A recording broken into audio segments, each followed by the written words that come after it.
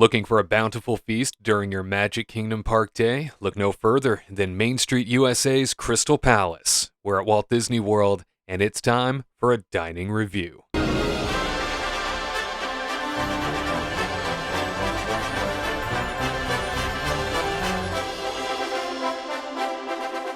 What's happening, friends? Wade for the Kingdom Report with you one more time, covering all the latest eats, treats, and dining delights across Walt Disney World Resort today in Magic Kingdom Park, where they are celebrating their 50th anniversary. It's the most magical celebration on Earth, and you can't celebrate on an empty stomach, can you? No. In fact, today we are going to dine in Victorian splendor in this greenhouse-inspired Crystal Palace, idyllically set on Main Street, USA.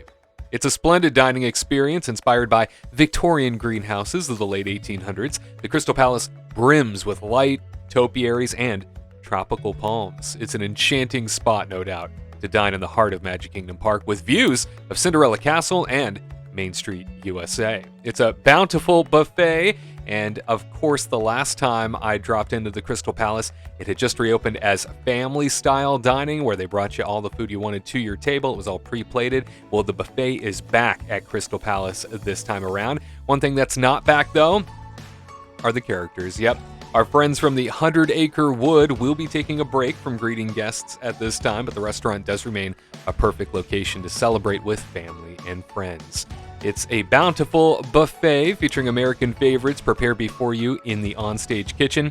For lunch and dinner, you can choose from mouthwatering favorites like roasted carved meats, freshly prepared pastas, peel and eat shrimp, and beyond, and delight in such desserts as warm apple cobbler, butterscotch pudding, strawberry shortcake, and soft serve ice cream, the perfect ending to your lunch or dinner.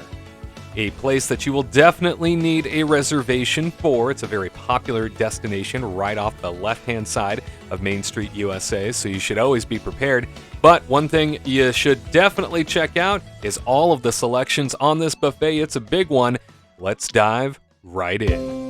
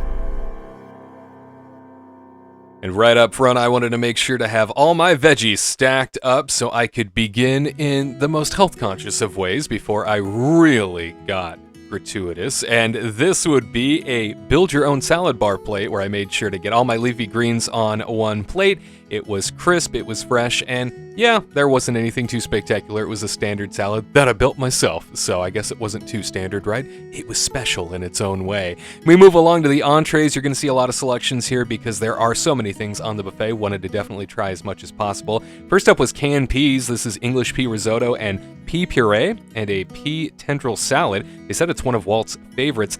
I did not like it all that much. In fact, it was lukewarm and mushy. I did appreciate the roasted cremini mushrooms, great saturation of flavors in the mushrooms themselves, so that was fantastic. I wanted to like the seasonal ravioli. This is roasted tomato vinaigrette, honey roasted pistachios. The flavor was fine. These were almost cold, so it was a huge turnoff for me. I went back to try and get more to see if they were any warmer. Not really, and so that definitely turned me off to eating any more of them. One thing that I did really enjoy, though, was the seared pork tenderloin with light stone ground mustard cream. They also say this is one of Walt's favorites, and I can see why. Outstanding pork tenderloin, to say the least, and certainly something that I got more of as I went back to the buffet. In addition to that, you could also grab yourself some of Walt's famous chili. Yeah, apparently this is a buffet of Walt's favorites. They have it on most of the menu cards, as you see when you walk around. The chili itself was something that you could also add a bunch of accompaniments to, so I made sure that chives and cheese were thrown on there. The chili was fantastic. I know Walt's chili. There's a special recipe. I used to eat it all the time at the Disneyland Resort, and it is fantastic. Highly recommend the chili.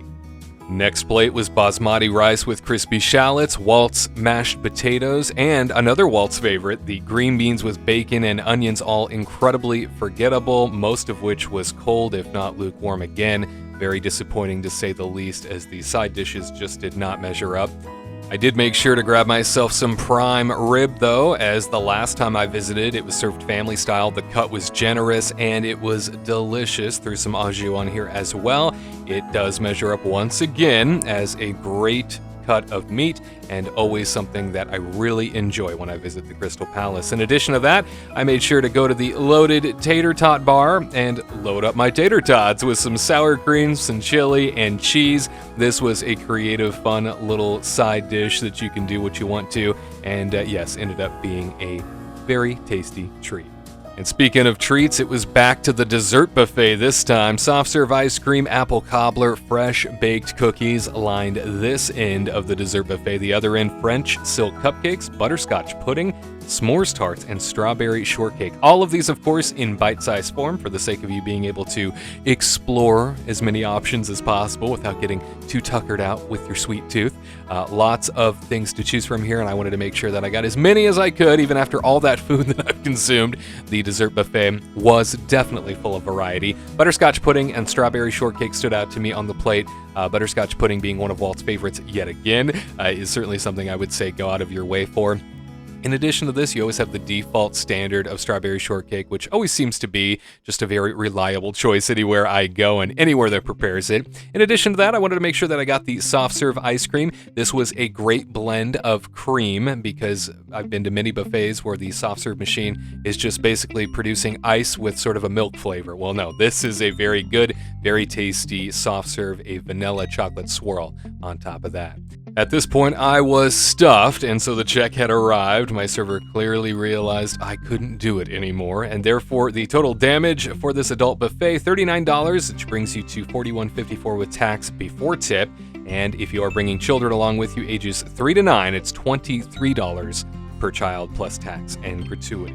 Something else worth mentioning here, the dinner price at the moment is the same as lunch. So $39 per adult plus tax and gratuity, $23 per child plus tax and gratuity, something to definitely keep in mind. I will say when it comes to my experience this time around, I am a little disappointed. My last experience at Crystal Palace was fantastic. Service was good, food was outstanding, and it was pre-plated and family style, therefore it was sort of just prepared specifically for me. However, the quality and the consistency of everything that I ate ended up being very promising, and I walked away feeling like, wow, this was a great value, and I got all that I wanted. It was a wonderful visit the last time around. However, this time, not only was service lacking pretty substantially, I don't know what it was with my server, I don't know what was going on in her life that day, but boy, she didn't want to be there, and it was apparent, perfectly attentive, but the attitude just made me feel like I need to hurry up and leave because I feel like I'm bothering her, which is definitely not the hospitality that you're looking for, especially at Disney and at these prices. In addition to that, the food itself, while there were a few standouts, and I mentioned them, the majority of the food on the serving line kind of looked like it had been there basically all day. In this environment, it's a very busy restaurant, right? It's a packed place most of the time. So to have food sitting out on the line that looks crusty and old is unusual and just kind of weird to me. I don't know if it's sitting in the back for long periods of time before they bring it out or what, because you would think that the turnover would be relatively quick. However, no characters at this time. You saw the price, you know what to expect now.